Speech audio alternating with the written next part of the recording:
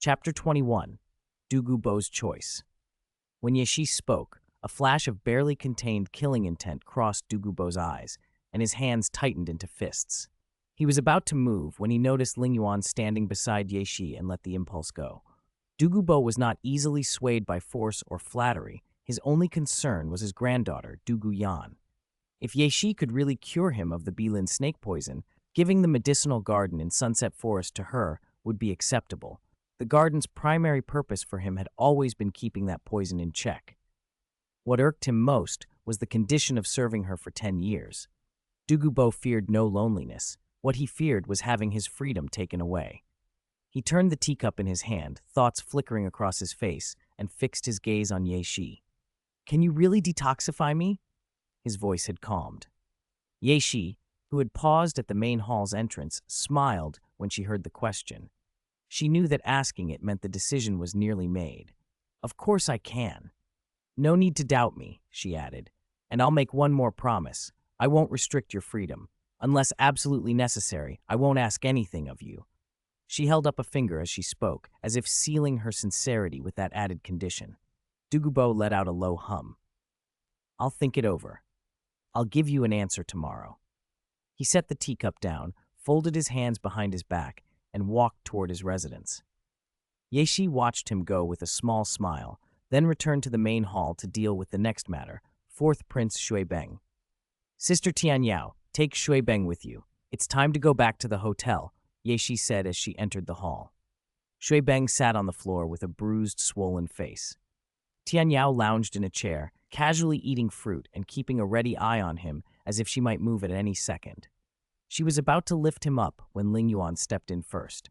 "Miss Tianyao, let me handle this," Ling Yuan said, and swept Xuebeng up.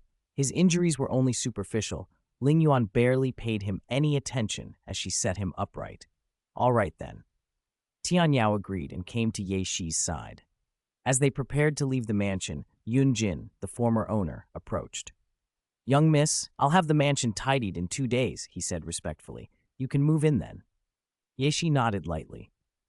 Yunjin's tone carried an involuntary reverence that made his deference obvious. They left the mansion together, Yeshi, Tianyao, Ling Yuan, and the recovering prince, heading for the hotel. At the Tiando Royal Palace, in the Grand Hall, Emperor Shuiye flung a memorial toward Prince Xuexing. "This rebellious Xuebeng," he barked, slamming his palm on the Dragon Throne's armrest. "You told me you would discipline him, Xuexing. Is this how you do it?" The emperor's chest heaved with fury. He used to waste his time on cockfighting and bird fighting, and only sometimes preyed on respectable women. Now he even dares to provoke a titled Douluo. Prince Xuexing stood below with his head bowed. "I've been busy with state affairs lately and neglected him, Your Majesty. That's why this happened." "Then hand some of those affairs over to Xueqinghe," the emperor snapped. "You don't need to concern yourself with Xuebeng's matter. Let Xueqinghe take it. Agree to whatever conditions they demand, and bring Xuebeng back." Xueqinghe, standing nearby, bowed. "Yes, Imperial Father. I'll handle everything. Please rest assured." Internally, Xueqinghe was elated. He had not even taken any official position yet, but already power was shifting in his favor. Prince Xuexing opened his mouth to protest, but was silenced by the emperor's glare. "All right, you may leave," Emperor Shuiye said, dismissing them. After he left for the rear hall, Xueqinghe slipped over to Xuexing's side. "Imperial uncle, come hand over the affairs with me," he urged in a smooth, cultured voice. "Once we finish the handover, I'll deal with Xuebeng as soon as possible. He's still a prince of the Heaven Do Empire. It's best to bring him home quickly." Xuexing gave a helpless sigh and followed Xueqinghe out to begin the transfer of duties. As dusk settled and the sky darkened, in a small, quiet courtyard, Douluo lay back on a rattan chair, staring up at the stars with a restless expression. "Grandpa, why are you still out here?" a cheerful voice asked. Douluo turned to see his granddaughter, Yan, walking toward him. "Yan, aren't you at Tiando Royal Academy? What brought you back?" He sat up, rare smile softening the lines of his aging face. "Are you saying I wasn't missing you? I came back to see you." Yan sat down beside him, picked up a teapot, and poured 2 cups of clear tea, one for him, one for herself. Douluo took a sip but didn't drink, watching his granddaughter thoughtfully. "What are you thinking about, Grandpa?" she asked, waving a hand in front of his face. "Nothing," he said at first. Then, after another sip, he settled back and sighed. "If that little girl can truly cure me, then agreeing to her terms won't be a problem." He closed his eyes. The thought of having his freedom constrained still bothered him, but there was no question about his priorities. Between a medicinal garden and 10 years of service and his granddaughter, Dugu Yan, his choice was clear. He would not hesitate to sacrifice the garden and endure the condition if it meant protecting her. Chapter 22, Shui Qinghe's Arrival. Early the next morning, sunlight streamed through the hotel window and fell across the bed. Ye Shi, who had been sitting cross-legged cultivating, opened her eyes slowly. "My spirit power has broken through another level. I'm a level 25 spirit grandmaster." She felt the change and nodded to herself with satisfaction.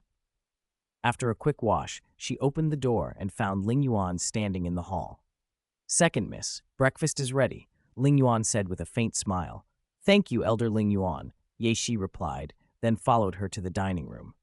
The breakfast was already laid out. On the floor lay fourth Prince Shui Beng, and Tian Yao sat quietly at the table, waiting for Ye Shi and Ling Yuan to sit. Shui Beng reached out toward the food with a rumbling stomach. "Can I have some too?" "You'd better wait a bit," Ling Yuan said coldly. "If nothing unexpected happens, someone will come for you soon." Ye Shi glanced at Shui Beng without much interest, then took her seat and began to eat. Ling Yuan and Tian Yao ignored the prince completely. After a simple meal, Ye Shi moved to the window and closed her eyes to rest. Tian Yao sat cross-legged and began to cultivate. Ling Yuan waited silently by the door. About an hour later, someone knocked. Ling Yuan opened the door to reveal Shui Qinghe in crown prince attire, standing on the threshold with a small smile. "Shui Qinghe," Ye Shi greeted. "Shui Qinghe, are you here to take me away?" Shui Beng asked from the floor, part excitement, part anxiety. Shui Qinghe glanced once at Shui Beng and only made a soft hum before turning to Ye Shi. "Your Highness the Crown Prince," Ye Shi said, gesturing for him to sit. "Please have a seat. Shui Beng caused trouble. I'll apologize for him." Shui Qinghe sat opposite her, his expression gentle. "Prince Shuixing must have told you the conditions I proposed, yes?" "Can the Crown Prince decide?" Ye Shi asked, getting straight to the point. "Of course." Shui Qinghe's tone was calm. "Emperor Shuiye has already agreed to my terms." He produced a slim card and a palm-sized object from his spirit tool and pushed them across the table. 2 million gold coins in compensation and the vast sea cosmic shroud. These are to be given to young miss. Ye Shi picked up the card and studied the strange triangular object. It was a translucent blue crystal, like an upright three-sided pyramid carved from sapphire and only the size of a palm. A cold, shimmering light pulsed from within it, and faint energy ripples drifted off its surface. "This is the vast sea cosmic shroud?" she murmured. She smiled and set both items into her storage bracelet. "In that case, His Highness can take fourth prince back." At that signal, Ye Shi looked to Ling Yuan. With a soft snap of her fingers, Ling Yuan released the restraints binding Shui Beng. He sprang to his feet and stood sheepishly behind Shui Qinghe, like a child caught in wrongdoing. "Emperor Shuiye has issued an imperial decree," Shui Qinghe continued. "When Shui Beng returns to the prince's mansion, he will be confined for 3 months. "Do you want me to escort you back?" Shui Qinghe asked Shui Beng, glancing at him. "No need," Shui Beng waved his hands. "I'll go back to the prince's mansion myself. I know Heavendo City well. You don't need to send someone personally." Shui Beng shuffled out, and Shui Qinghe turned back to Ye Shi. "Emperor Shuiye will hold a banquet at the palace as an apology for Shui Beng. I wonder, will young miss attend?" He gave her a small, playful wink. Ye Shi returned the blink and smiled. "Of course I have time." "Good," Shui Qinghe said. "I will send someone to inform you formally. I won't keep you any longer." He rose, smoothed his robes, and stood. Ye Shi rose as well, and the two walked out together, Ling Yuan and Tian Yao following. They chatted with light smiles as they went. At the hotel entrance, Shui Qinghe paused. "This is as far as I'll go. If you need anything, don't hesitate to come to me. If you don't mind, you can call me Shui Qinghe," he added with a laugh. "You don't have to use my title." "All right, Shui Qinghe," Ye Shi replied brightly. "If I can accept your help, I will." He waved and then headed toward the Tiando royal palace. When he was out of sight, Yeshi turned and walked back into the hotel. "It's pretty much as I suspected," she said softly as they returned to her room. "Emperor Shuiye has an idea." Tian Yao, who had been listening, looked puzzled. "An idea? The banquet is both a test and an attempt to win us over," Yeshi explained briefly. Tian Yao glanced at Ling Yuan and then at Yeshi, a half-understanding on her face. Yeshi left it at that and looked back to Ling Yuan. "If nothing unexpected happens, Dugubo will arrive soon," she said. "When he does, please have Elder Ling Yuan notify me." "Understood, Second Miss," Ling Yuan replied immediately. Yeshi then closed the door to her room and prepared to study the vast sea cosmic shroud thoroughly. Chapter 23. Vast Sea Cosmic Shroud. Back in her room, Yeshi sat by the window and took the vast sea cosmic shroud from her storage bracelet, studying it carefully. She remembered that it required a drop of blood to recognize its owner. Using her fingernail, she nicked her fingertip and let a bead of crimson fall onto the crystal. Its triangular form was clear and cold. As the blood touched it, it seemed to be absorbed. Faint streaks of red appeared inside the crystal. A vague, illusory figure drifted out from the shroud and hovered silently, watching her. "How many years has it been?" An aged, emotional voice murmured. "Finally, someone who can withstand my Hanhai Chenkun power." The figure was a wisp of divine thought left by the sea god to seek a suitable successor. It had lain within the vast sea cosmic shroud, also called the sea god's heart, for countless years, and now it had at last found someone who could bear the Hanhai Chenkun power. The apparition's gaze was filled with something like admiration as it regarded Yeshi, but as it looked her over, a frown creased its brow. "This young lady bears the aura of a divinity," it observed, puzzled. "But which divinity? I cannot tell." When Yeshi lifted her head and met the apparition's position, the wisp vanished back into the shroud as if it had never appeared. She tensed, a prickle of unease crossing her azure eyes. "Why do I feel like I'm being watched?" she muttered. "Sea god?" Yeshi picked up the shroud and examined it closely. The figure's gaze from inside still seemed to pierce the crystal, as if assessing her. It hesitated, a flash of thought crossing its features. "Should I try to claim this one as the legacy?" it wondered. "No, report to my true self. Let him decide." With that, the divine thought closed its eyes and withdrew entirely. Yeshi shook the shroud and waited for a reaction, but there was none. She slid it back into her storage bracelet. Even if it showed no response, possession of the vast sea cosmic shroud meant possession of the sea god's heart, an essential relic for inheriting the sea god's position. Whoever held it had effectively secured half of that divine legacy. Yeshi rose, sat cross-legged on the bed, closed her eyes, and began to cultivate through meditation. 2 hours later, a soft knocking sounded on the door. Thump, thump, thump. She opened her eyes, got up, and opened the door. Ling Yuan and Dugubo stood in the entrance. "Second Miss," Ling Yuan greeted softly when Yeshi opened the door. "Come in and sit," Yeshi said, gesturing. Ling Yuan stepped aside, and Dugubo entered and seated himself in front of her, while Ling Yuan remained standing behind. "Poison Douluo Sr., Yeshi addressed him. Dugubo nodded. "Have you made up your mind about seeing me?" Yeshi poured a cup of clear tea and offered it to him. Dugubo accepted, sipped, and then spoke plainly. "I thought it over. The medicine garden in Sunset Forest will be yours. I will serve you for 10 years. Yeshi's eyes met his. "And your condition?" "You must detoxify me and my granddaughter," he said, looking straight at her. "That's natural," Yeshi replied without hesitation. "But the detoxification will have to wait," Dugubo added. "I still have matters to attend to. I can only undergo detoxification after I've handled them." Yeshi nodded. "I can wait." Dugubo's expression softened with relief. "Also, what I said yesterday still stands. I won't restrict your freedom. Unless absolutely necessary, I won't order you to do anything." A faint smile touched Yeshi's face. "With your word, I am relieved." Satisfied, Dugubo rose to leave. "If you need anything handled, send someone to my courtyard. Once I've finished my affairs, I will come by." "No need to see me off," he added with a wave, and walked out, hands clasped behind his back. After he left, Ling Yuan watched Yeshi with admiration. "Second Miss, you truly are remarkable. With only a few words, you made Dugubo agree to serve you for 10 years. Among the entire younger generation, you're the second most astonishing person I've ever seen." "The first?" Yeshi asked. Ling Yuan's tone was certain. Is the first my older sister? Ye Shi smiled and nodded. Yes, the first is young lord. She left Spirit City and came to this Heaven Dew Empire when she was about your age. Ling Yuan's eyes shone with emotion. My older sister is truly amazing. Ye Shi moved to the window and gazed out past the courtyard toward the Tiando royal palace, sincere praise in her expression. Ling Yuan remained behind, quietly watching her. Chapter 24, Royal Palace Banquet God Realm. Endless Sea Region, Sea God Hall. As one of the chief gods of the God Realm, the Sea God wielded a divine artifact that only a God King could control, the Sea God Trident. Among the chief gods, his strength ranked near the top. Throughout the God Realm, divinities below God King who possessed divine artifacts were rare, and the Sea God was one such exception.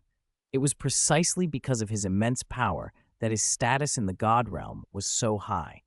He had been sitting in the main seat with his eyes closed, resting, when a message arrived by divine thought and made him open his eyes at once. I've found a young miss who can withstand the Han Hai Chang Kun power. Joy lit the Sea God's features. His standards for a legacy holder were strict. Only those who could endure the Han Hai Chang Kun power could trigger his divine thought. This was the first time in years his divine thought had been stirred. But the joy was short-lived. The transmitted message also carried an unsettling detail. There was the chi of another divinity on that young miss, and his divine thought could not identify which divinity it belonged to. Has the young miss who can withstand the Han Hai Chiang Kun power already become another divinity's legacy holder? He murmured, stroking his chin, eyes narrowing with thought.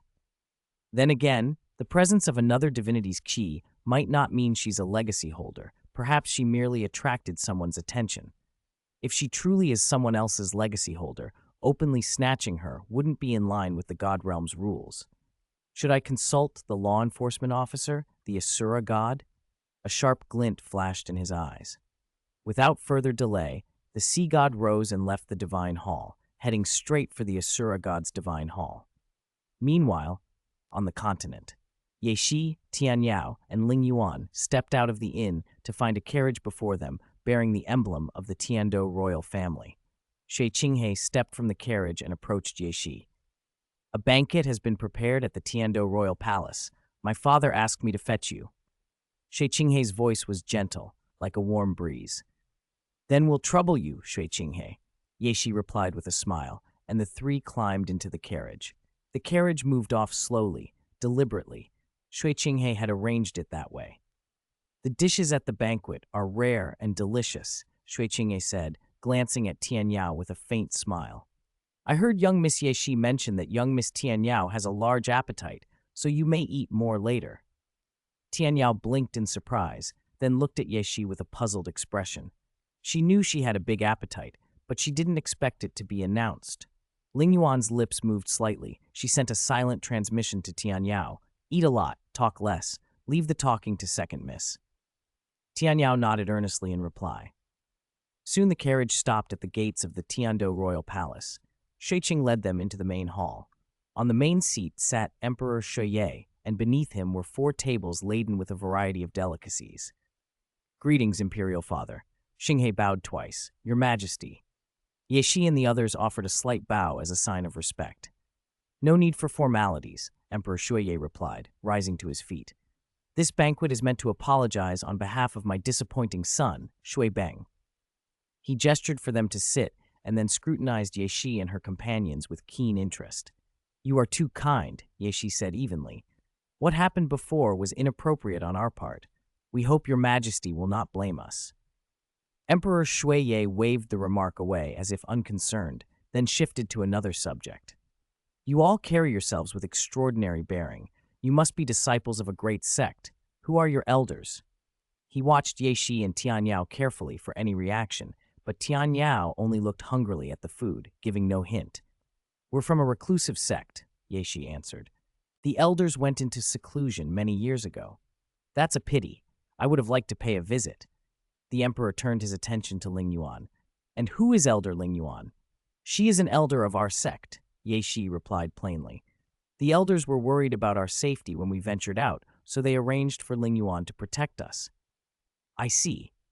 Emperor Shoye nodded, then waved.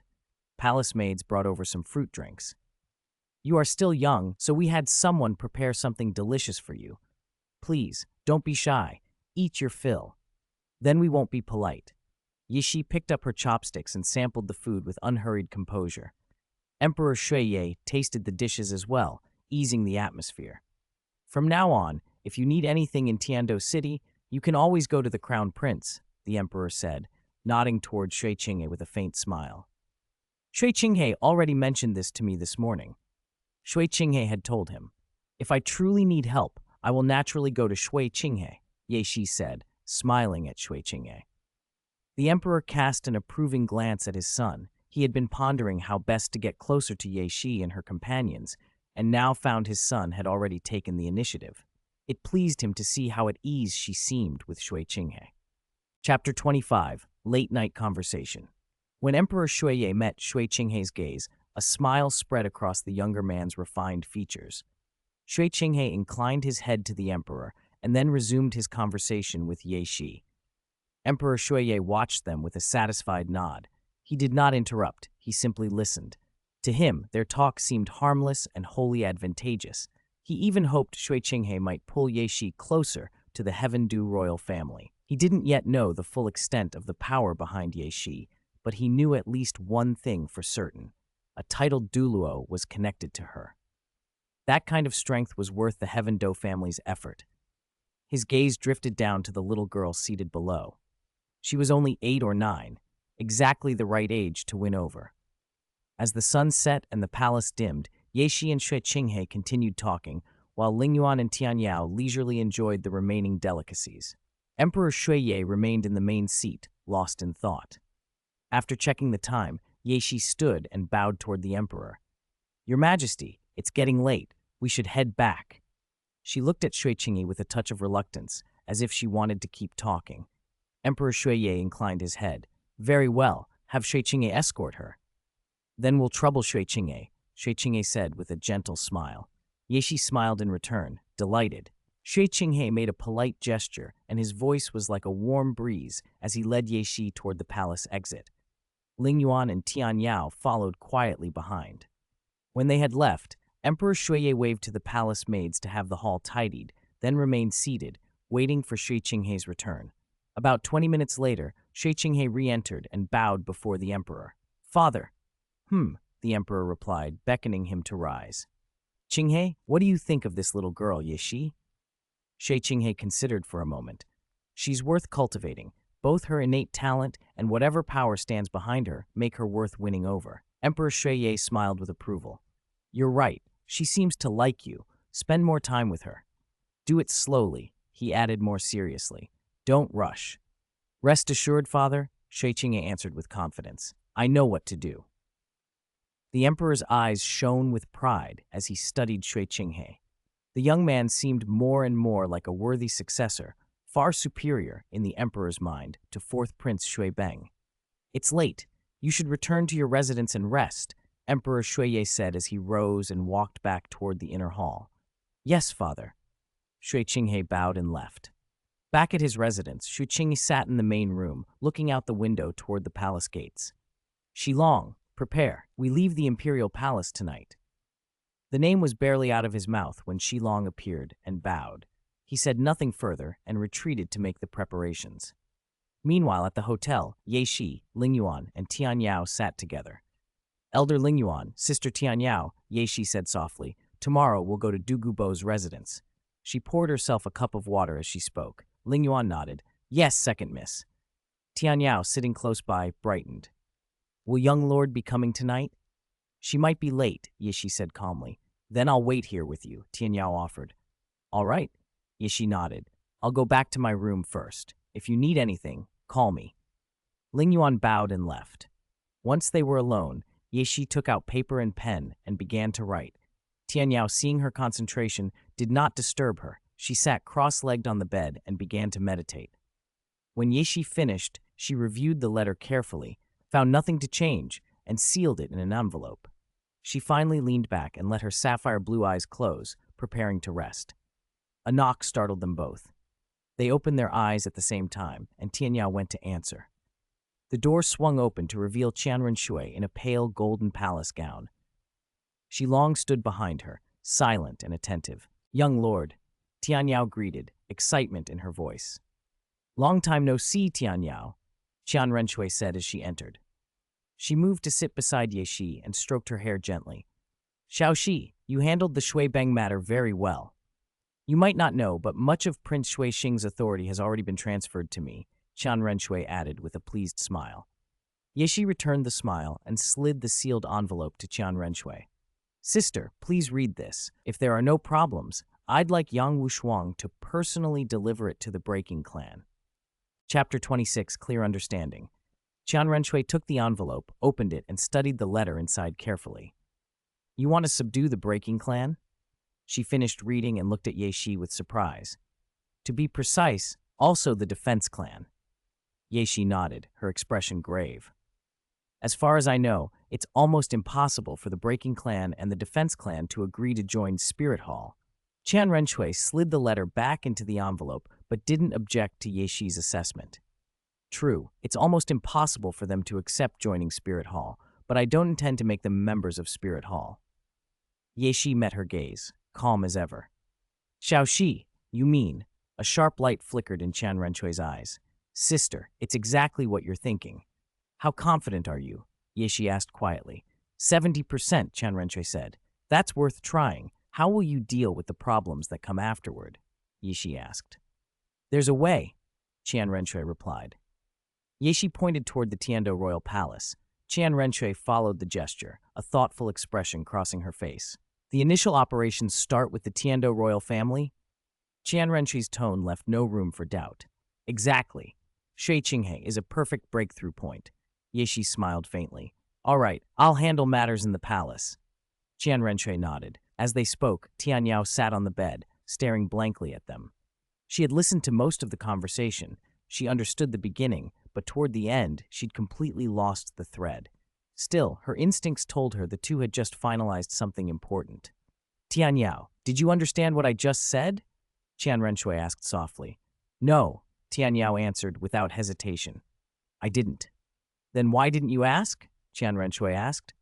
Tian Yao blinked and answered earnestly. "Even if you ask, with my head, I might not understand. And if I understand, I might not comprehend. And if I comprehend, I still might not remember and bother." Qian Renshui regarded her for a moment with a fond look. "Well, you know yourself very clearly." Tian Yao felt like she should be pleased, but she wasn't entirely sure. She picked up a piece of fruit and began to eat in silence. "With you helping me in Tiando City, things will be a lot easier from now on," Qian Renshui said. She reached out, drew Ye Shi into her lap, and stroked the silver hair at her shoulder. Her eyes were warm and smiling. "Sister." Ye Shi froze, a faint flush rising to her cheeks as a gentle breeze from the window stirred both their long hair. Gold and silver strands swayed, forming a quiet, painterly scene. Tian Yao watched them, then looked down at her half-eaten fruit, feeling oddly superfluous in the room. "Sister, Douluo has agreed to serve me for 10 years, Tian Yao announced from the bed. Ye Shi sat awkwardly in Qian Renshui's arms. "Douluo, serving you for 10 years? That's good." Qian Renshui's eyes brightened, and she leaned closer, her gaze fixed on Ye Shi's flushed face. "I'll visit Douluo tomorrow morning. And about this letter, sister, please give it to Yang Wushuang and have Yang deliver it personally." Ye Shi accepted the task at once. "All right, leave it to me. You can rest easy."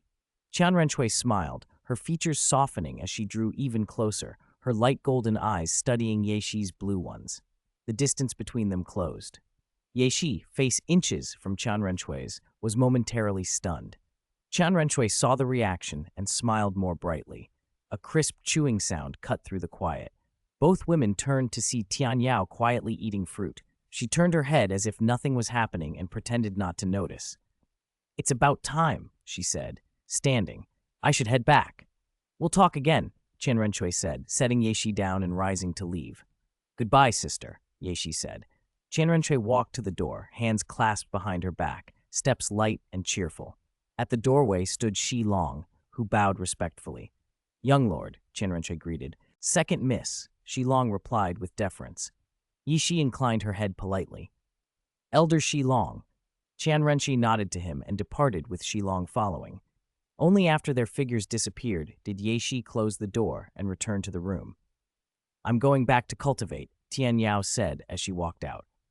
"All right, I'll call you tomorrow morning." Yeshi went to the bath, filled the tub, and slipped into the hot water with a contented sigh. "The tub is still a bit small," she murmured to herself. "Once the mansion is ready, I'll build a full bathhouse first." After a long soak, she stepped out, dried off with a towel, and changed into fresh clothes taken from her storage bracelet. It was still before dawn. Yishi sat cross-legged on the bed and entered meditation to cultivate. Time moved slowly. Around 9 in the morning, she opened her eyes, stretched, and left the room to head toward Lingyan and Tianyao's chamber. Chapter 27. Ice and Fire, Yin Yang. After sending Lingyan and Tianyao out of the room, Yeshi led them to Dugubo's residence. When they arrived at the courtyard, they found Dugubo sitting at a wooden table, calmly sipping tea. "You've come," he said as they approached. He rose and walked over. "I've basically finished my affairs, so I've come to fulfill my promise. Before that, we need to go to your medicine garden in Sunset Forest," Yeshi said with a polite smile. "Of course," Dugubo waved his hand. "I'll take you there now." They followed Dugubo into Sunset Forest. Lingyan and Tianyao trailed silently behind Yeshi. After about 2 hours, Dugubo pointed out, "My garden is in the center of Sunset Forest. We're about half an hour from it." "Let's go," Yeshi replied, falling into step.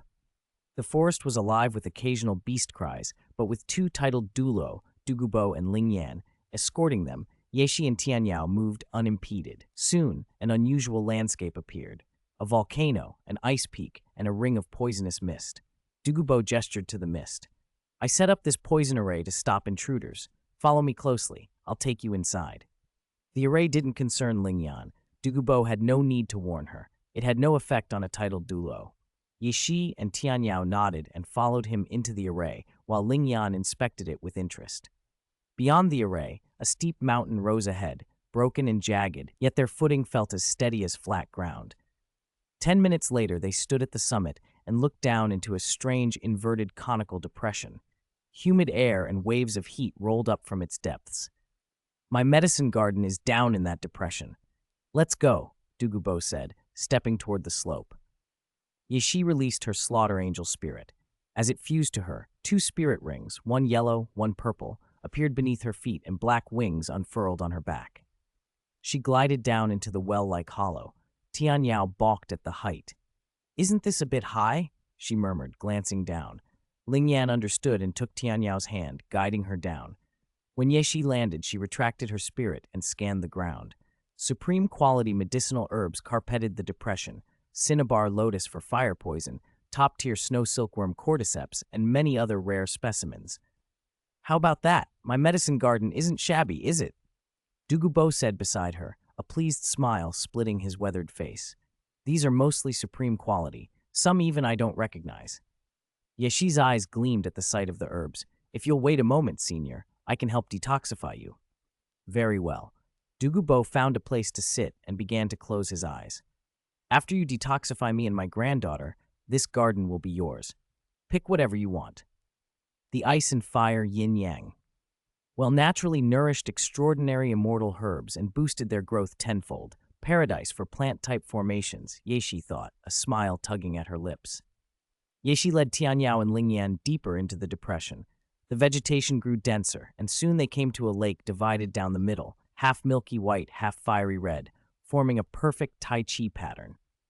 At its center, 2 springs, one white, one red, flowed and converged. Each spring cradled a unique plant. One ice blue with 8 angular leaves that radiated an intense chill, the other blazing red and exuding scorching chi. Octagonal mysterious ice grass, scorching apricot delicate fragrance, Yeshi named them quietly, then scanned the surrounding treasures.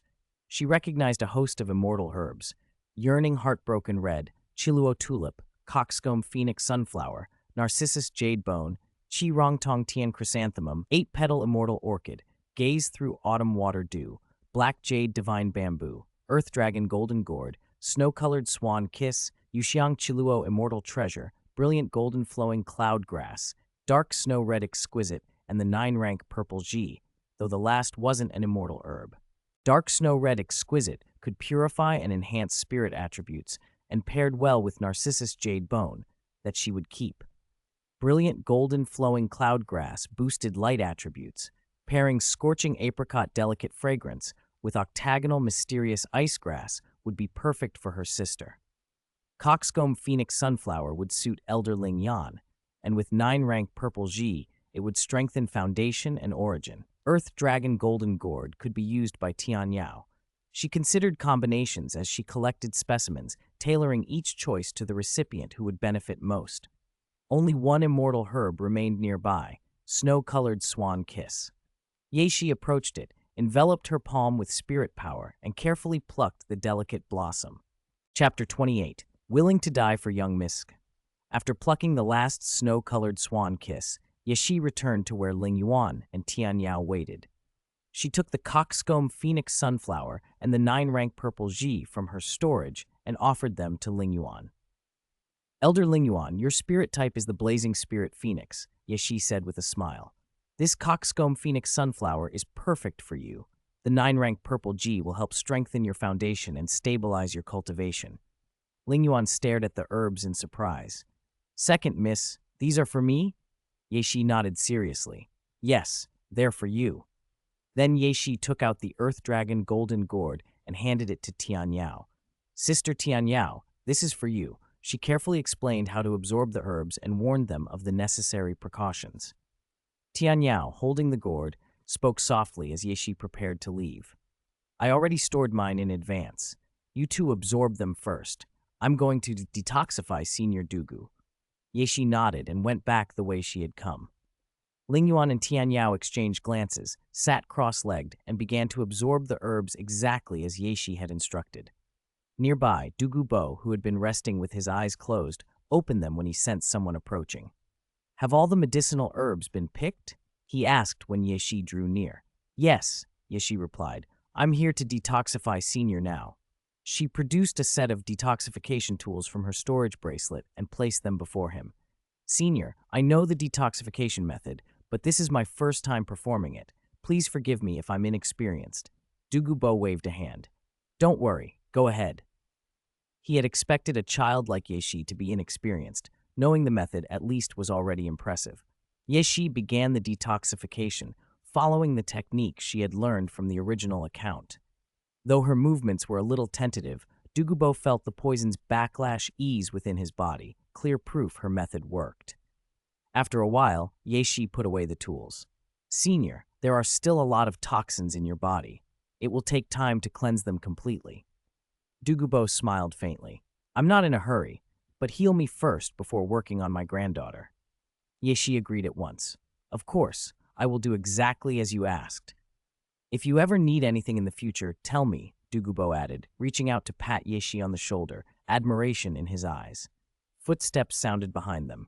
Yeshi looked up to see Tian Yao and Ling Yuan approaching.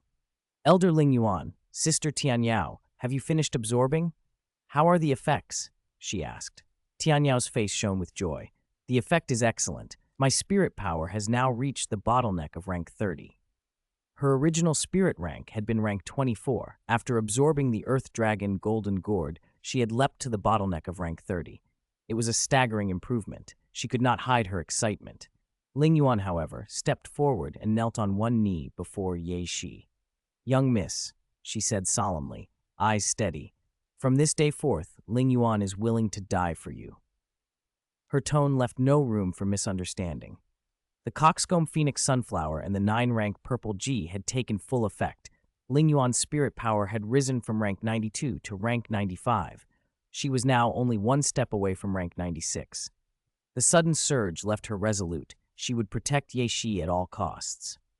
You don't need to do that, Elder Ling Yuan, Yeshi said, helping her to her feet. Ling Yuan fell silent after being helped up, but her inner resolve hardened. So long as she lived, she would not allow anyone to harm Yeshi. Dugu Bo watched Tian Yao and Ling Yuan with a puzzled look. A few hours ago, Tian Yao had been ranked 24, and Ling Yuan had been roughly on par with him. How had Tian Yao reached the bottleneck of rank 30 in so short a time? And Ling Yuan, her new strength was suddenly beyond his easy estimation. Did I miss something while I was detoxifying myself? he muttered, his eyes roaming over them both. Since the two had finished absorbing, Yeshi produced two more herbs, the dark snow-red linglong and the narcissus jade musclebone, from her storage bracelet. She sat down, cross-legged, and began to absorb them. Ling Yuan stood guard at Yeshi's side, silent and watchful, making sure no one disturbed her. Dugu observed Yeshi closely. Under his gaze, her spirit power rose at an astonishing rate. Almost every so often, it climbed another rank. He had never seen such a rapid increase. He remembered other herbs he'd glimpsed in the depths of the ice and fire yin-yang well, many he hadn't recognized then. Perhaps they were gone now, used to support this sudden surge. An idle thought crossed his mind. Yan wasn't improving much at Qian Daoliu Royal Academy. Everything the academy could teach, he could teach himself. Maybe it would be better to bring Yan back to stay by Yeshi's side. They were about the same age. They would have much to share. Dugu watched Yeshi in deep contemplation. Ling Yuan noticed the look and turned to meet his gaze. Chapter 29. Falling into a deep sleep. Ling Yuan slowly withdrew her gaze when she saw that Dugu was lost in thought and said nothing. Tian Yao sat apart in silence, her eyes drifting toward Yeshi now and then, trying to guess what the girl might be thinking. Time passed. 4 or 5 hours later, Yeshi finished absorbing the two immortal herbs. A soft breeze brushed the clearing and she felt a faint chill. Her azure eyes opened slowly. She pushed herself up, preparing to stand. After the herbs, her spirit power had risen from level 25 to the bottleneck of level 30, though she couldn't tell exactly by how much until she bound a third spirit ring. Ling Yuan. As she straightened and began to speak, something inside her spiritual sea snapped. An overwhelming drowsiness washed over her. Her eyes drooped and her body lurched backward. Ling Yuan reacted quickly, catching her before she hit the ground. Elder Ling Yuan, what's wrong with Miss? Tian Yao hurried over from where she'd been sitting. I don't know, Ling Yuan said, placing a hand on Yeshi's wrist and probing with her spirit power. Could it be a reaction to the herbs? Tian Yao frowned. That's unlikely. She knows pharmacology. She wouldn't make that kind of mistake, Dugu said, stepping forward. His brow was tightly furrowed. Her vitals are normal. There's nothing wrong physically. She just seems to have fallen asleep. Ling Yuan's voice held uncertainty. What should we do? First, take her back to Heavendo City, Dugu said quietly. I'll keep a close eye on her. Ling Yuan decided at once. Cradling Yeshi, she lifted her and took Tian Yao's hand, leaving the ice and fire yin-yang well for Heavendo City with Dugu close behind. In moments, their figures had vanished. God Realm, Shura God's Hall. Asura God, the law enforcement officer, sat in the main seat with Sea God beside him. Sea God leaned forward, tapping the armrest with a finger and smiling. What do you think, Asura? Consider it. That little girl is a fine prospect. If you agree, we'll split her. If other divinities break the God Realm's rules, it's a violation, Sea God went on. But with you, it's just exploiting loopholes. It's reasonable. Asura God said nothing, neither nodding nor speaking, and closed his eyes instead. Sea God waited without pressing. After a long silence, Asura God opened his eyes and fixed Sea God with a look. As a law enforcement officer of the God Realm, how could I do something that violates the rules? You shouldn't get involved. Go back, he added with a gentle wave. Not something I can get involved in? Sea God rose, surprised. He was a main divinity, second only to the God King, so Asura's implied warning carried weight. Did I say anything? Asura God countered coolly. No, I didn't. Sea God smiled, excused himself, and left. He and Asura God were on good terms, but the hint had been clear enough. Once Sea God was gone, Asura God rested his head on his hand, lost in deep thought. He murmured, Are you beginning to awaken? As if listening past the walls of the hall toward the mortal continent. After a while, he rose and stepped out. The doors closed behind him. On the continent, Yeshi's sleep was strange. In it, fragmented images flickered before her, and indistinct whispers brushed her ears. She could see the visions, but not remember them. She could hear the murmurs, but not understand them. The images finally shattered like glass, and the whispers stopped. What remained was her spirit, the slaughter angel, but different. Black wings were unfurling behind it, spreading until the original 6-winged form had grown into an 8-winged slaughter angel. She woke to unfamiliar surroundings. Ling Yuan sat at the bedside, watching her. "You're awake?" Ling Yuan asked softly. "Do you feel unwell anywhere?" "No." Yeshi blinked, taking in the room.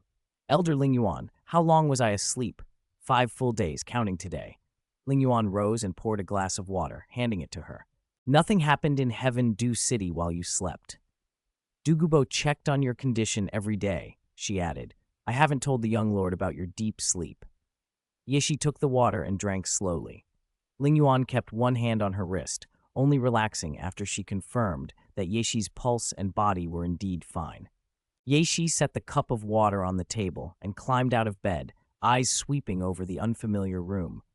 "Is this the mansion we bought in Heaven Dew City?" she asked, though her tone left no doubt. "Yes, young miss," Ling Yan replied. "The mansion was cleaned the day after you fell asleep, so I brought you back here." Yeshi nodded and walked straight out of the room. She wanted to check her spirit, if what she'd seen in her dream was true. In the open hall, she released her spirit, Slaughter Angel. The moment it manifested, a yellow and a purple spirit ring pulsed beneath her feet, and 4 pairs of black wings unfurled from her back. So it really did gain extra wings. A flicker of surprise brightened Yeshi's sapphire eyes. Her spirit had advanced from 6-winged to 8-winged. Its attributes had risen noticeably, and it had acquired a talent domain, the Slaughter domain. Within the domain, enemies' strength was reduced by 20%, her own attack power surged by 150%, and all enemies' actions were restricted. The improvement made Yeshi quietly pleased. Even with a titled Douluo at her side, she liked knowing her own power had increased. "Young miss, your spirit," Ling Yan's voice trembled with astonishment. She had remembered Yeshi's spirit as only 6-winged. She could not explain how it had changed after a few days of sleep. Yeshi offered no explanation. She herself couldn't. She remembered fragments from her sleep, but not enough to explain how the change had happened. "The spirit's quality improved," she said simply. Ling Yan didn't press. "Young miss, you and young miss Tian Yao have both reached the level 30 bottleneck. Would you like me to take you to Sunset Forest to attach suitable spirit rings?" "No rush." Yeshi retracted her spirit and began strolling through the mansion. "Elder Ling Yan, please go to the Tiando Royal Palace and tell my elder sister I have something good for her." Ling Yan bowed and left for the palace. Yeshi walked on alone and soon found Tian Yao sitting by a window, looking troubled. Yeshi slipped up behind her, patted her shoulder, and asked, "Elder sister Tian Yao, why the gloomy face?" Tian Yao jumped, then flung her arms around Yeshi. "Second miss, you're finally awake. I told grandfather I'd protect you. If anything happened to you, how would I explain it to him?" Yeshi gently pushed her free. "I'm fine." She smiled, unbothered by Tian Yao's earnestness. By her own estimate, she could have taken down several Tian Yaos without breaking a sweat. "It's enough that you're safe." Tian Yao's smile returned. Yeshi sat down beside her. "I'll tell you a secret," she said. Tian Yao leaned in, eyes bright with curiosity. "What is it?" "I feel like my cultivation speed has suddenly increased a lot, and my physical strength has improved too." Tian Yao's face turned serious, then pleased. "That makes sense. The Earth Dragon Golden Gourd you absorbed a few days ago is an immortal herb. It expands aptitude limits and strengthens the body. It's natural for you to feel those changes." Yeshi stretched and shrugged. "I see." At that moment, the mansion's gate was knocked. Both girls turned toward the entrance. "It should be Senior Dugubo," Tian Yao murmured. He had been coming nearly every day while Yeshi slept. They opened the gate to find the elder Dugubo standing there, and beside him a spirited young girl. "You're awake," Dugubo said with a smile. "Thank you for your concern, Senior. I'm fine," Yeshi replied, glancing at the girl. Dugubo's granddaughter, Dugu Yan, she realized. Dugubo introduced them as they stepped inside. "This is my granddaughter, Dugu Yan. Yan is a little older than you, but about the same age." Dugu Yan sized Yeshi up, then extended a hand at her grandfather's prompting. "Hello, I'm Dugu Yan." "Hello, I'm Yeshi," Yeshi answered, meeting the handshake.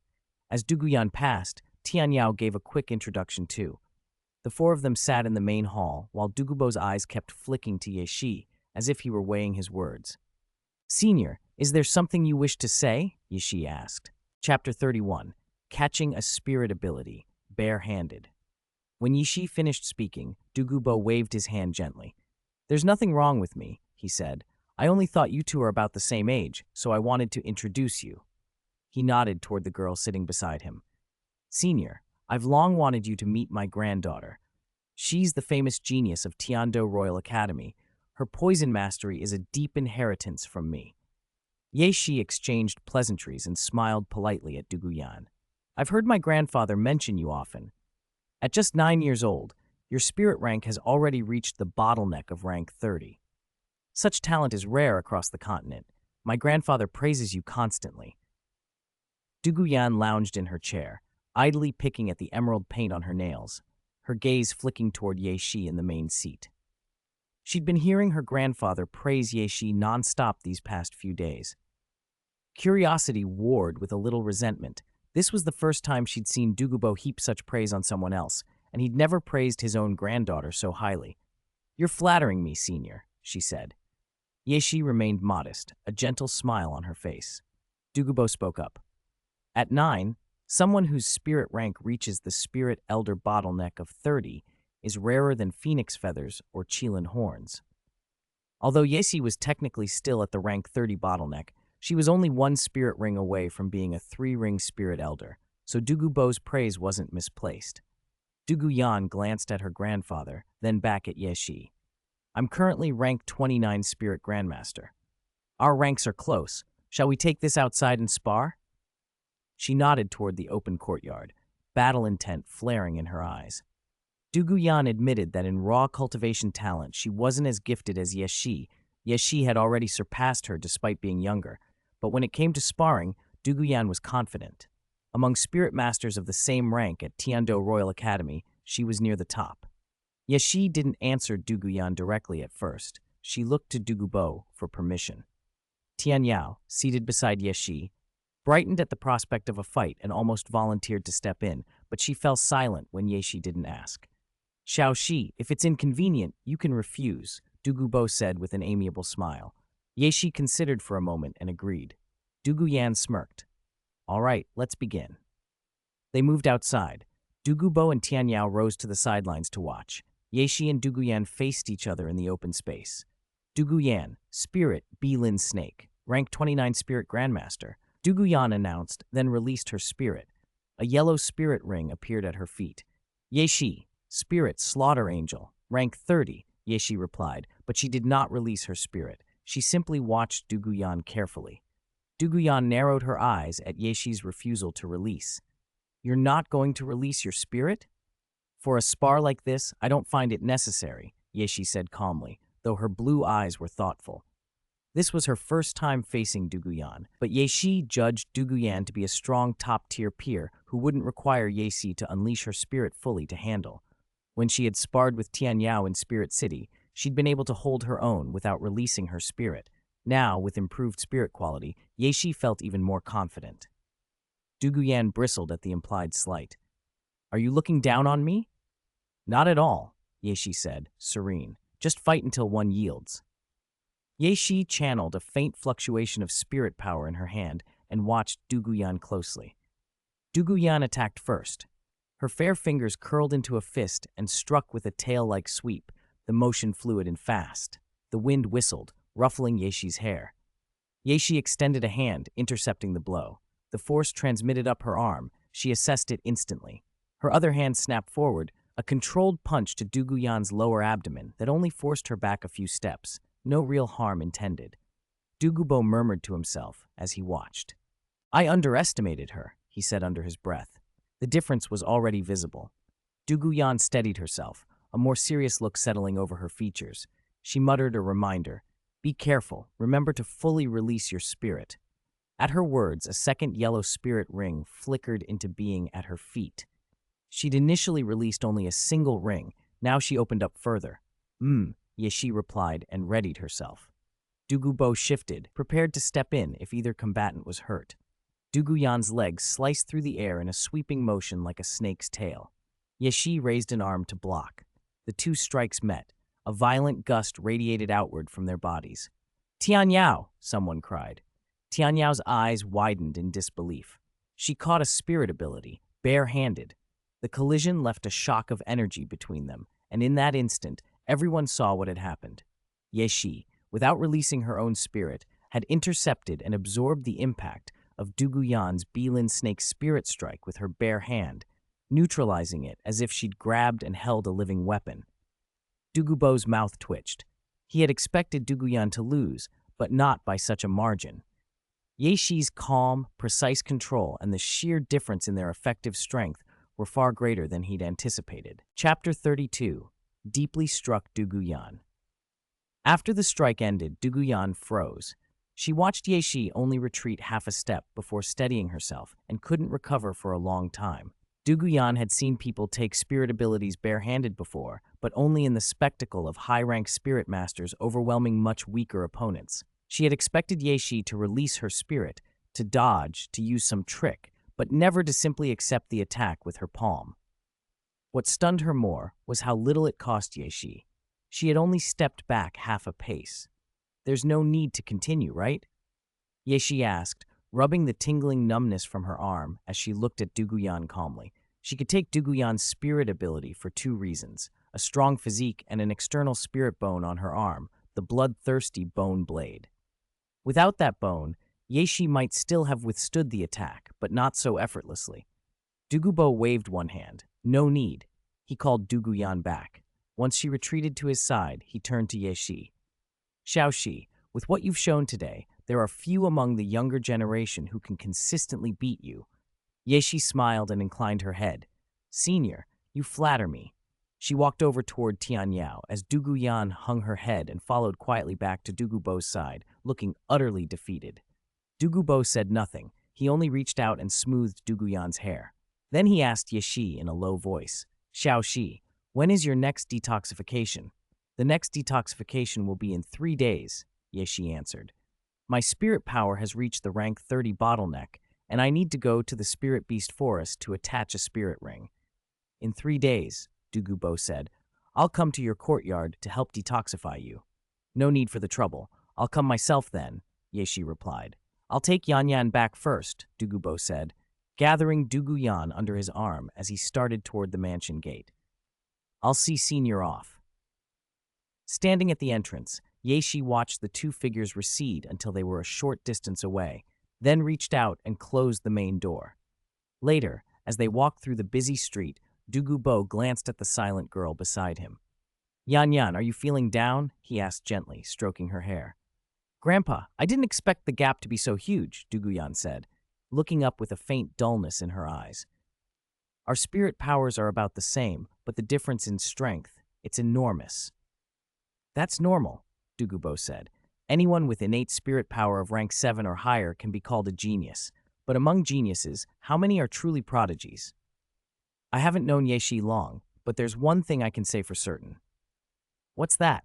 Du Guyan asked, surprised.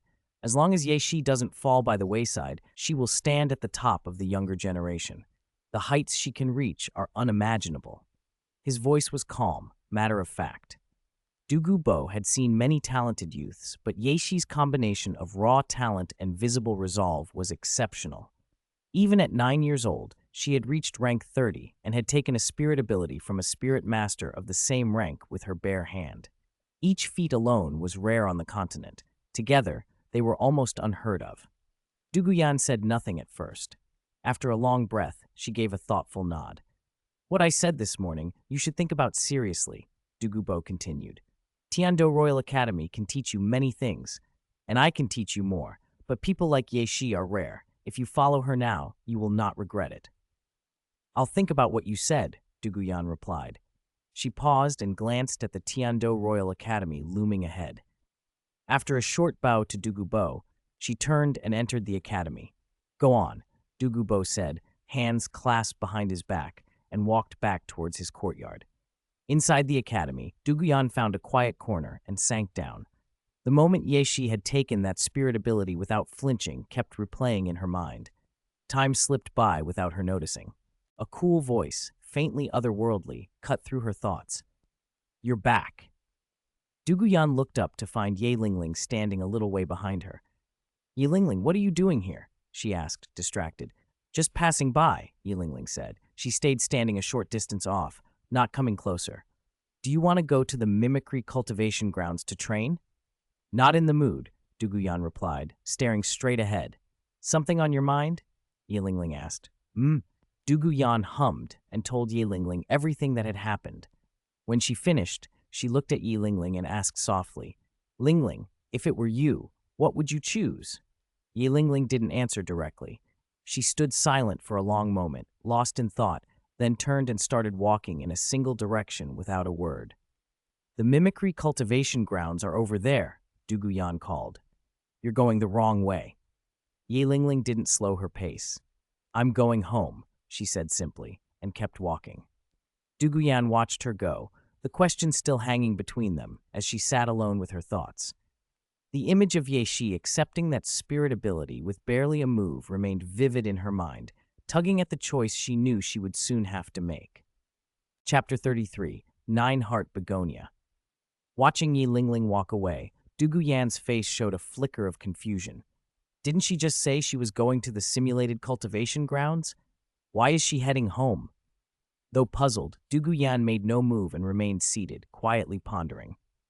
Ye Lingling didn't reply. She cast him a brief, measured glance and left Tiando Royal Academy. She remained silent all the way, but occasionally a contemplative light crossed her clear, cool eyes. Back at the Nine-Heart Begonia family, Ye Lingling went straight to her mother, Ye Qingshui's chamber. Ye Qingshui sat on the main seat in an elegant gown, a trace of worry in her expression, as if something had been occupying her thoughts. Lingling, why have you returned so suddenly? She asked when she saw her daughter enter. Mother, I heard something I think I should tell you, Ye Lingling replied and sat down beside her. What is it? Ye Qingshui looked puzzled. Nothing major had been happening in Heaven Dew City recently, so she wondered what could have prompted this return. Ye Lingling took a breath and recounted word for word what Duguyan had told her. When Ye Lingling finished, Ye Qingshui steepled her fingers and fell into thought. After a while, she asked softly, Lingling, how reliable is this information? It came from Duguyan, Ye Lingling said. I don't think he would make it up. Ye Qingshui's expression grew serious. The Blue Lightning Tyrant Dragon Clan's decline is not unheard of. Our family is a support family. We've relied on them, but we can't put all our hopes on one clan. It would be wise to prepare an alternate retreat route. Ye Lingling watched her mother, waiting for further instruction. Ye Qingshui stood and moved toward the inner room, her tone decisive. You should return to Tiando Royal Academy first. Leave this to me. I understand, Mother, Ye Lingling answered, rising to go. Not long after she left, several figures from the Nine-Heart Begonia family dispersed across Heaven Dew City, each heading to different posts and tasks. Meanwhile, in another part of the city, Ling Yuan had just returned to the courtyard from the Tiando Royal Palace. She stood beside Ye Shi and reported in a low voice. Young Lord still has some matters to handle. He won't be able to come until tonight, and he didn't give a specific time. Ling Yuan's voice was gentle, and her gaze toward Ye Shi warm. Then we'll wait at the mansion. Tomorrow we'll go to Sunset Forest and see if we can find a suitable spirit ring. Ye Shi nodded and picked up a pastry, tasting it quietly. By the way, Elder Ling Yuan, did you see Yang Wushuang at the palace? No, Ling Yuan replied after thinking for a moment. Young Lord said Yang Wushuang went to the Breaking Clan. She'll probably be gone for a month or two. She moves quickly. Ye Shi set the pastry aside and stood. It was still early. She planned to cultivate for a while. Ling Yuan did not follow her into the room, but went into the chamber next door. As dusk fell, Qian Renshui led Shilong to the entrance of the mansion and knocked. The door opened, and Ling Yuan appeared. Qian Renshui bowed politely. Young miss, she greeted. Where is my sister? Qian Renshui waved Ling Yuan off, then walked into the mansion. Young miss is still cultivating in her room, Ling Yuan said, and led the two of them to Ye Shi's door. Qian Renshui pushed the door open and entered. Ling Yuan and Shilong stopped at the threshold. Ye Shi, who had been cultivating on the bed, opened her eyes as Qian Renshui approached. Xiao Shi, Ling Yuan told me you have something nice for me, Qian Renshui said, coming to the bedside and reaching to pinch Ye Shi's cheek. Her face lit up with a teasing smile. Can you stop pinching me? Ye Shi grabbed Qian Renshui's wrist to halt her teasing. What is it? Show me. Qian Renshi withdrew her hand, eyes bright with curiosity. Ye Shi took 3 plants from her storage bracelet: brilliant gold flowing cloud grass, fiery apricot delicate solitude, and octagonal mysterious ice grass, and set them on the bed in front of Qian Renshui. First, absorb the brilliant gold flowing cloud grass. It will strengthen the light attribute of your spirit, Ye Shi explained earnestly. Then absorb the fiery apricot delicate solitude and the octagonal mysterious ice grass together. Taken in combination, they enhance the fire attribute in your spirit and can grant you resistance to both ice and fire. Qian Renshui examined the 3 immortal herbs, surprised and pleased. These are precious. After you absorb them, your spirit power rank should rise significantly. Ye Shi then produced another plant with a little regret, the yearning heartbroken red. This one is the rarest, she said quietly. It can bring the dead back and regenerate flesh on bones, but its conditions for harvesting are very strict. If it's picked improperly, it loses its medicinal properties. Qian Renshui stared at the yearning heartbroken red in Ye Shi's hand with awe. The ability to bring back the dead and restore flesh, if used at a critical moment, could truly save a life. Chapter 34. Save it for cracking walnuts. Ye Shi nodded non-committally. Its effects are very powerful. It's just that the requirements to harvest it are too harsh. Only a handful of people on the entire continent can pick it. If you can't pick it, this yearning heartbroken red is useless. Besides, it's pretty heavy. It might be good for cracking walnuts. Ye Shi weighed the blossom in her hand and said it like a joke. Cracking walnuts? Qian Renshui reached out and tapped Ye Shi's head lightly. Using something this precious to crack walnuts would be a waste of a heavenly treasure. So what are the conditions for harvesting it? Tell me. Maybe I can get it. Qian's eyes were bright with curiosity. Ye Shi's expression grew serious. When you pick it, you must think of your beloved with absolute sincerity. The first drop of your heart's blood has to fall on the petals. If there's any hesitation or half-heartedness, you'll vomit blood and die, and still fail to take it. Qian Renshui's pale gold eyes blinked. She met Ye Shi's blue gaze quietly. There's no other way? No, that's the only way. Ye Shi answered plainly. Qian sighed and looked at the yearning heartbroken red with a hint of regret. The herb was extraordinary, but the cost to obtain it was too steep. Fine, keep it for cracking walnuts then. All right, you should absorb the immortal herb first. Ye Shi pointed to the glow resting before Qian Renshui, and a faint smile curved her lips. Qian agreed and sat cross-legged on Ye Shi's bed to begin absorbing the immortal herb. Ye Shi went into meditation while Qian drew the herb's power into herself. Time ticked by. After 4 or 5 hours, Qian gradually opened her eyes. She felt her spirit power and relief and delight blossomed across her face. It had increased by a full 7 ranks. Her light and fire attributes had both improved dramatically. Big sister, after absorbing those 3 immortal herbs, the improvement is huge. Qian's voice trembled with happiness as spirit energy swirled in her palms. Ye Shi opened her eyes and smiled at Qian's astonishment. It's like several years of cultivation all at once, especially since you didn't have much chance to train in the Tiando Royal Palace. Qian Renshui's features shone with uncontrollable joy. Xiaoxi, I can't thank you enough.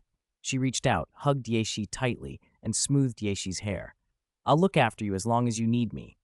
Ye Shi returned the embrace calmly. It wasn't the first time, and she didn't mind. Oh, right, Xiaoxi. I heard from Ling Yuan that you suddenly fell into a deep sleep a few days ago. What happened? Qian let go and her expression turned serious. I don't really know. Ye Shi shook her head. It probably has something to do with my spirit, but I can't explain it yet. We have to take this seriously. You should let Ling Yuan follow you whenever you go out from now on. If it happens again, she can keep you safe. Qian's voice was earnest. She had grown very fond of Ye Shi. Ye Shi had helped her so much since arriving in Heavendoe City and had just given her a priceless, immortal herb. I'll be careful. Ye Shi nodded. Qian took a sheet of information from her storage spirit tool and handed it to Ye Shi. What do you think of this place? If you like it, I'll approve it for you using Shui Qinghei's identity. Ye Shi read the file with interest. Heavendoe City actually has a location like this? I thought all the good spots were already taken by aristocratic sects. This one belongs to the Heavendoe royal family, Qian said.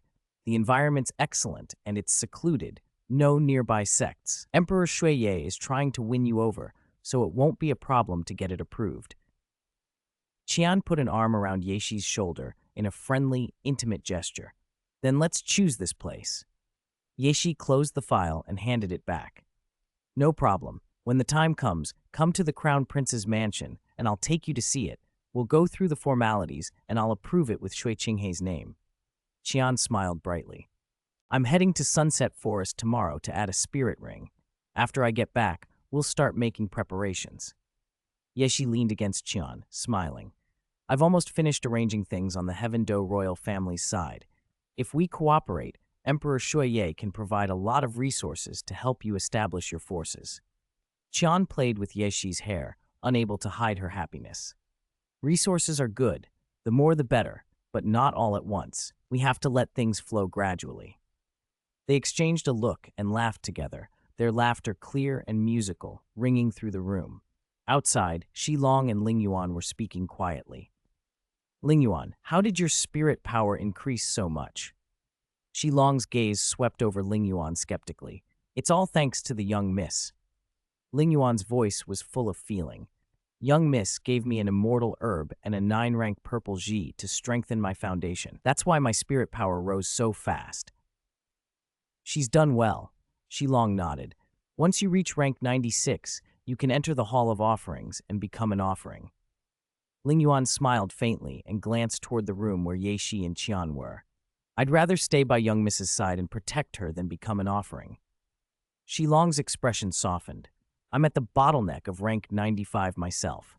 Breaking through to 96 will still take time. Lingyuan felt a pang of envy, but said nothing. She longed to protect Yexi first and foremost.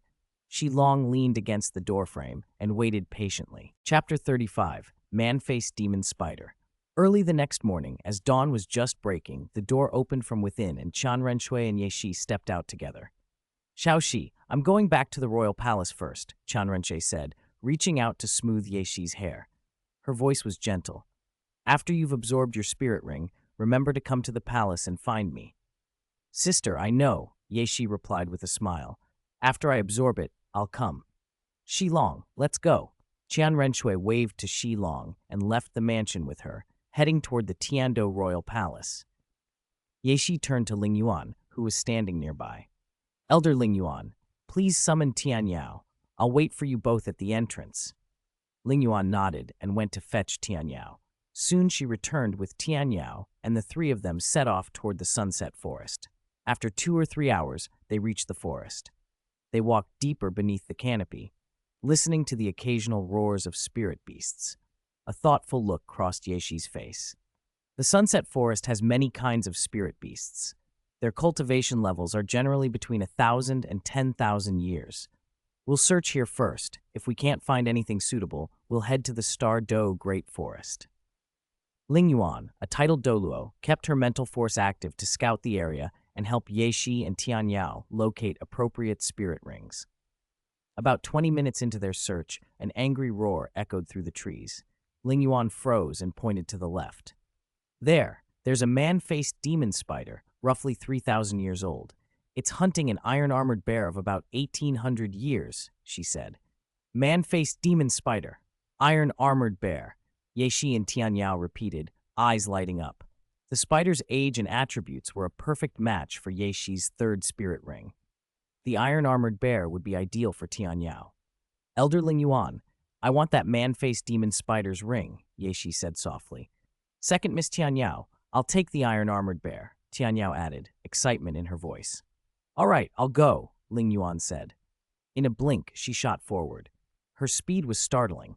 Within seconds, she had located the two beasts. The man-faced demon spider's spear-like legs were sunk into the iron-armored bear, crimson blood staining the forest floor.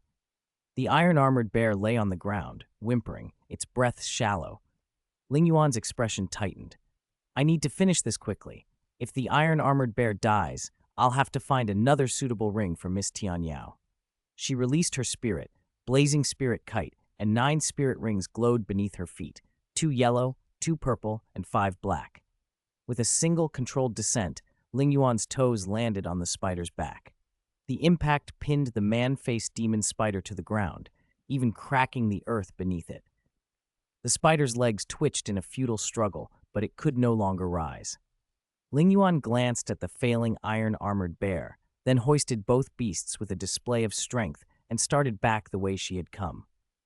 "Hold on a little longer," she murmured to the bear, increasing her pace. In about 2 minutes, she returned to Yeshi and Tian Yao, laying the iron-armored bear and the man-faced demon spider on the forest floor.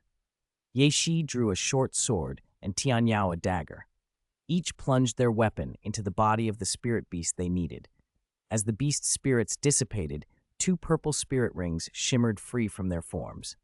Yeshi and Tian Yao sat cross-legged and guided their rings to fuse with their own bodies. Ling Yuan leaned against a tree and waited quietly as they entered the absorption process. Time moved slowly. It was noon before Yeshi opened her eyes. "My spirit power has risen to level 33, she said, smiling, "and I've gained a very powerful spirit ability." She read the new ability aloud, 3rd spirit ability, Blade of Slaughter. It formed a razor-sharp blade from spirit power laced with potent poison, doubling her attack power. After it injured an enemy, it would poison them and devour a portion of their spirit power to nourish the user. A very practical ability. "With the first 2, it's perfect," Yeshi said, eyes bright. Ling Yuan came over and smiled. It's an excellent spirit ability." Yeshi nodded and glanced toward Tian Yao. Tian Yao should still need a little while longer. Ling Yuan watched Tian Yao and agreed softly, "We'll wait. There's no hurry." About an hour later, Tian Yao opened her eyes and a happy smile spread across her face. "Spirit power level 32, she murmured. "I gained a defensive spirit ability, but it's very useful." She rose and walked over to Yeshi. "Second miss, I've finished absorbing my spirit ring. We can return to Heaven Do City." "All right, let's go back," Yeshi answered, and the 3 of them set off toward the city. Chapter 36, Emperor Shuiye. When Yeshi returned to Heaven Do City, she sent Tian Yao back to the mansion and then took Ling Yuan to the Tiando Royal Palace. As they approached, guards patrolled the avenue on either side. Before she could announce herself, the guards stepped aside. "Young miss, the Crown Prince has ordered that if you arrive, no announcement is necessary. Please proceed directly to the Crown Prince's residence." The captain of the guard approached with a courteous smile and made way for them. "Thank you, Captain," Yeshi said, and they entered. The captain led them straight to the Crown Prince's palace without obstruction. Just as he was about to announce their arrival, the palace doors opened and Shi Qinghe stepped out. "Your Highness the Crown Prince," the captain saluted respectfully. Shi Qinghe waved him off. "You may withdraw." Then he turned to Yeshi. "Xiaoxi, come in and sit." "I hope I'm not intruding," Yeshi said with a smile and stepped inside. They took seats opposite one another in the palace hall. Ling Yuan stood quietly behind Yeshi. "This is my place. No need to be so formal," Shui Qinghe told her. "Let's have some pastries first. Later I'll go see Emperor Shuiye," he added, nudging the plate toward her with a faint smile. Yeshi accepted a pastry and tasted it. Eat more. If there isn't enough, I'll have someone bring more," he offered, then reached for a cup and poured her some water to make sure she wouldn't choke. 20 minutes later, with Yeshi satisfied, Shui Qinghe rose. "You two wait here. I'll go to the main hall and speak with Emperor Shuiye." He left the palace and walked toward the main hall where the emperor was holding court. Seated on the imperial dais, Emperor Shuiye looked up as his son entered, and a smile brightened his face. "Greetings, Imperial Father," Shui Qinghe said with a bow. "Rise," Emperor Shuiye replied, returning to his papers. "Qinghe, what does that little girl Yeshi want of you?" he asked without breaking his routine. Xingqi explained respectfully from below. "Imperial Father, she wishes to establish a force, but many of the prime locations in Heaven Do City are already taken by the various sects, so she came to see if I had any suggestions." "A force?" the emperor echoed. "With a titled Douluo backing her, she certainly has the means."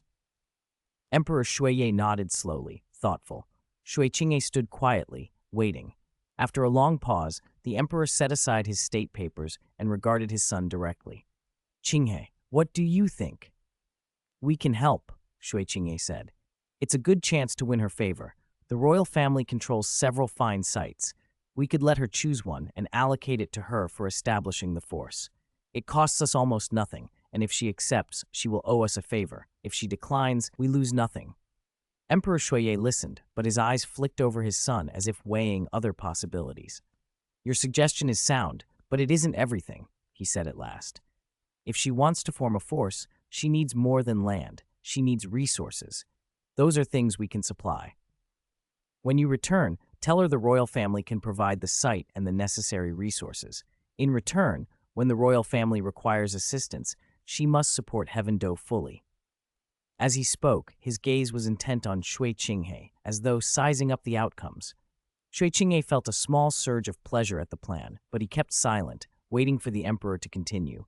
"I have another thought," Emperor Shuye went on, his voice deliberate. "But I want your opinion first." "What is it?" Shui Qinghe asked, adopting a more attentive posture. "Qinghe, what do you think of Ye Shi?" the emperor asked bluntly. "Ye Shi?" Shui Qinghe repeated, taken aback. "What do you mean? What do I think?" Emperor Shuye's expression turned serious. "She is young now, but she is beautiful and will be a rare beauty as she matures. She has talent as well. If possible, you should consider developing a relationship with her, toward making her crown princess." Shui Qinghe stared. "Imperial father, I don't think that would be appropriate. I am nearly 10 years older than Ye Shi. That age gap, it doesn't seem right." "Age is no obstacle," the emperor said firmly. "Try. Your relationship with her is already good. There is no harm in attempting it. If it fails, so be it. If it succeeds, the resources we invest come back many times over. We will gain her force and the backing of whoever supports her. Even if it doesn't work, we will have winced no real loss and will still have Ye Shi's goodwill, which will be useful once her force is established." He paused, searching his son's face for understanding. Shui Qinghe thought of the advantages, of the calculated gains, yet he could not ignore the awkwardness of the proposal. Emperor Shuye continued, dismissing another thought as if answering it for his son. He had 2 sons, Shui Qinghe and Shui Beng. The latter was closer in age to Ye Shi, but given Shui Beng's past behavior and poor reputation, the emperor had never seriously considered him for such a match. Shui Qinghe inhaled slowly, weighing duty, ambition, and propriety under the emperor's steady gaze. Chapter 37, Shui Qinghe's Joke. A faint, thoughtful look crossed Shui Qinghe's eyes as he stood before Emperor Shuye, but it vanished as quickly as it had come. "Imperial father, I will do my best to see this through," he said, bowing. There's no harm in trying," Emperor Shuye replied. "If there's nothing else, you may go and find Ye Shi. The royal family will provide the land and resources needed to establish your power." A smile brightened the emperor's face. He felt reassured. If Shui Qinghe made the attempt, success was likely.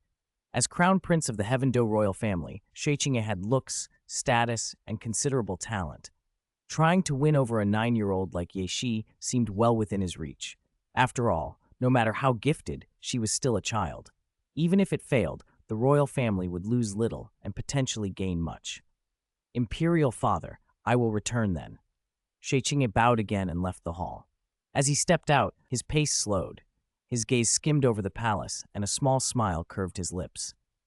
Emperor Shuye's plan was clever, he thought, but the real beneficiary wouldn't be the emperor. With that private amusement, Shui Qinghe headed back to the crown prince's palace. Inside the palace, Ye Shi sat nibbling pastries. Shui Qinghe sat down across from her. "How did it go? What did the emperor say?" Ye Shi poured a cup of clear tea for him.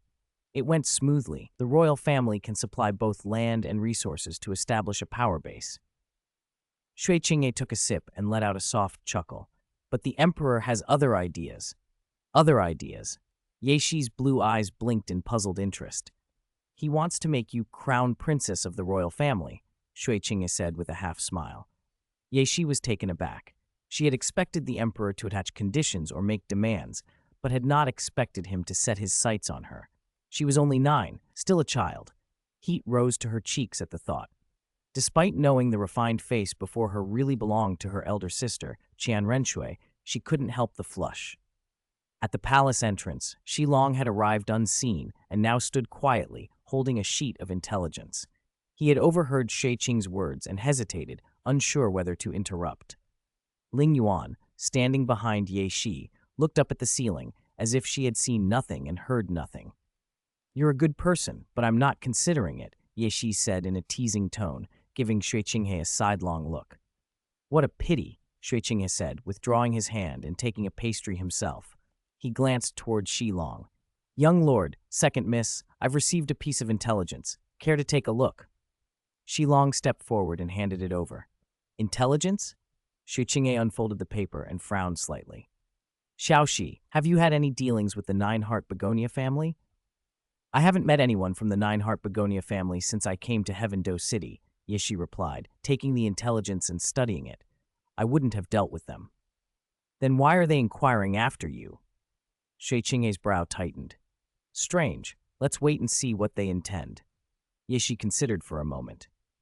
"All right, we'll keep an eye on it." "Do you have time now?" Shui Qinghe asked. "If so, let's go inspect the place I told you about. If it's suitable, we'll set up the power base there. As for the Nine-Heart Begonia family, I can handle that myself." Yishi stood, stretching. "I don't have anything else today. It's a good time to go see it." Shui Qinghe glanced at Shilong. "You stay at the palace. Having Ling Yuan with us will be enough." Shilong watched them leave, arms folded, as Shui Qinghe led Yeshi and Ling Yuan out. Their walk through the palace was easy, filled with light conversation. After half an hour, they reached the south side of Heaven Do City and stopped at a large open plain. "This is the place," Shui Qinghe said, gesturing to the wide expanse. "The environment is good, and there are no nearby powers. What do you think?" Yishi looked around. "It's fine. Big enough. More than enough to establish a power." "Do you need me to find architects and builders?" Shui Qinghe asked softly, placing a hand near hers. "I won't need architects or builders," Yeshi said with a confident smile. "I already have people in mind for that." Shui Qinghe nodded, pleased. Together they stood on the plain, already imagining what might be built here and what futures might be set in motion. Chapter 38, Heaven Do Auction House. Shui Qinghe nodded lightly and asked no more. Although Yeshi didn't name the chosen person outright, Shui Qinghe could guess she meant someone from the defense clan, the clan that specialized in construction. "Since we've decided, let's head back. There are still some formalities to hand this place over to you," Yeshi added. Shui Qinghe patted Yeshi's shoulder and turned toward the way they had come. "All right, let's go." Yeshi fell into step behind him. As they walked, Shui Qinghe glanced at her. "Xiaoxi, the Heaven Do auction house is holding an auction tomorrow. Would you like to go see it?" "An auction?" Yeshi repeated, thinking for a moment. "There's not much else going on. We might as well go." Yeshi agreed without hesitation. "I'll come pick you up tomorrow morning." A smile touched Shui Qinghe's eyes. Soon they reached the gate of Yeshi's residence and stopped. "You two go on back," Shui Qinghe said, waving. "I'll return to the Heaven Do Royal Palace." "I'll go back to the Tiando Royal Palace myself," he added, then walked off toward the palace. Yeshi watched him leave, then pushed the gate open and stepped into the courtyard with Ling Yuan. "Second miss," Ling Yuan greeted. "Elder Ling Yuan, you're back," Tian Yao said as she hurried over to meet them. "Everything's almost settled," Yeshi said. "Sister Tian Yao, the Heaven Do auction house has an auction tomorrow. Do you want to come?" Yeshi asked as she sat down. Her clear blue eyes settled on Tian Yao, waiting. "Heaven Do auction house?" Tian Yao's expression was indifferent. "I'm not particularly interested in the auction house, but the Heaven Do Great Spirit Arena does intrigue me." "If we have time, let's go watch the Great Spirit Arena," she added, hopeful. "That's a good idea," Yeshi agreed.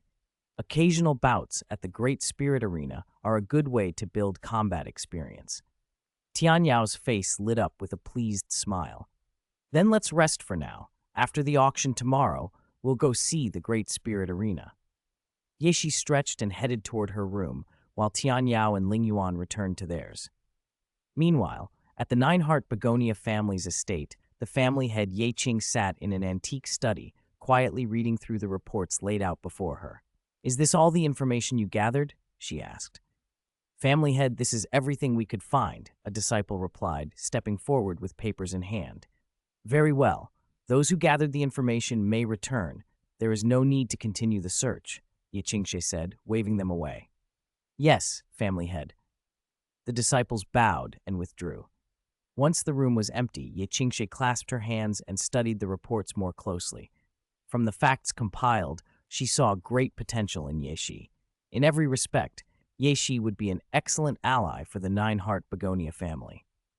Ling Ling might have been right about this one, Ye Qingshui murmured. This little girl, Ye Shi, is indeed a fine choice, but before we decide, we must gauge her attitude. A tender expression softened her fair face as she rose and moved to the window, her gaze drifting toward Ye Shi's residence in the distance. Little girl, I hope you won't disappoint me, she whispered. The next morning, Ye Shi left her room to find Shui Qinghe sitting nearby, leisurely sipping juice. When did you get here? She asked, surprised. I've been here a while, he said. You were sleeping so peacefully I didn't wake you. Come have some breakfast. I didn't know what you liked, so I just picked a few things. Afterward, we'll go to the Heaven Dew auction house. Okay, Ye Shi replied, and she sat to eat. After breakfast, Ye Shi, Shui Qinghe, and Ling Yuan set out for the Heaven Dew auction house. Tian Yao, uninterested, remained at the residence to cultivate. At the auction house entrance, attendants handed masks to guests. The masks protected patrons' privacy and safety while inside. Those confident they wouldn't be robbed after leaving could choose not to wear them.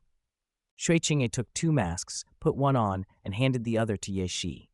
Ling Yuan didn't bother. No one had dared rob a titled Douluo. Inside, the auction hall was laid out in concentric rings around a central circular stage. Seating was divided into 5 color-coded sections: red, black, purple, yellow, and white. The red area required both 1,000,000 gold coins and the proper status to enter. The black area was for ordinary VIPs and cost 1,000,000 gold coins for a seat. The purple area required 500,000 gold coins, the yellow 100,000, and the white area formed the outermost, largest section for regular guests. As Crown Prince of the Heaven Dew Empire, Shui Qinghe led Ye Shi and Ling Yuan to seats in the red area. No sooner had they settled than a graceful attendant in a subtly alluring outfit approached with a professional smile. She carried an exquisitely crafted tray holding a clear teapot and several teacups. Chapter 39. Do you have an opinion? When the approaching attendant drew near, Ye Shi instinctively shook her head. There was no spark of spirit in the woman's eyes, only complete subservience, as if she were a marionette who knew only how to carry out orders. These attendants are slaves trained long-term by the Heaven Dew auction house, Shui Qinghe said quietly. They aren't just staff, they're priced goods. But don't think buying them will save them. Ye Shi met his calm gaze. I know, and I had no intention of buying them. She let her eyes slide away. The attendant set a tray before them and flowed back through the crowd to serve tea in the black and red sections. Ye Shi and Shui Qinghe turned their attention to the display stand, where a reasonably valuable spirit tool for ordinary spirit masters was being auctioned. After watching for a while, Ye Shi grew bored, closed her eyes, and rested. Shui Qinghe only smiled at her and remained silent. About 2 hours later, the auction for that stand was winding down. As the last item was brought forward, a faint sound of crying drifted out from under the red cloth. The cloth was lifted to reveal a large iron cage. Inside sat a beautiful girl, no more than 15 or 16. The starting bid was 10,000 gold coins. Bids rose quickly. 20,000 gold coins, Shui Qinghe called, waving his hand. Ye Shi turned her clear blue eyes toward him. She can be saved. There's no servitude in her eyes. Shui Qinghe noticed her look and murmured, 30,000 gold coins. A presumptuous voice from the black section cut in. 50,000 gold coins. Ye Shi raised a hand and bid, 60,000 gold coins. The voice scoffed, 70,000 gold coins. Ye Shi's tone stayed calm as she raised the price. The entire auction house fell into an uneasy hush. The attendants, trained by the auction house, rarely commanded more than 100,000 gold coins. Spending 70,000 on someone untrained seemed extreme. Time ticked by until the attendant was about to close the sale when the same arrogant voice rang out again from the black section. 80,000 gold coins. Ye Shi lifted her hand without hesitation and pushed the bid to 100,000. A young man in the black section rose, pulled off his mask, and glared toward her. Who's so tired of living, daring to compete with this prince? The voice echoed through the hall. Isn't that fourth Prince Shui Beng? Is there something you need? Ye Shi turned. Her blue eyes met forth Prince Shuibeng's. His face, framed by silver hair, looked unexpectedly familiar to her, and for a moment he seemed caught between recognition and confusion. Yeshi slid her own mask off and regarded him quietly. Beside her, Shui Qingye and Ling Yuan were watching as well. Under their steady gazes, the arrogance drained from Shuibeng's features. He replaced it with a gentle smile. Nothing at all. I was stiff from sitting, so I stood up to stretch a bit. He slipped his mask back on and reseated himself as if nothing had happened. Yeshi merely smiled and said nothing more. Shui Qing and Ling Yuan also averted their eyes and kept silent. A short while later, an attendant led Yeshi and the others to the back of the auction house for payment. The room there was stacked with various collections. After Yeshi finished paying, the attendant unlocked the iron cage and released the girl. "What's your name?" Yeshi asked softly. "Zhang Meng." The girl's face was streaked with tears, her eyes wide with fear and uncertainty. She had been sold as a commodity and didn't know what her future held. "Zhang Meng, that's a good name."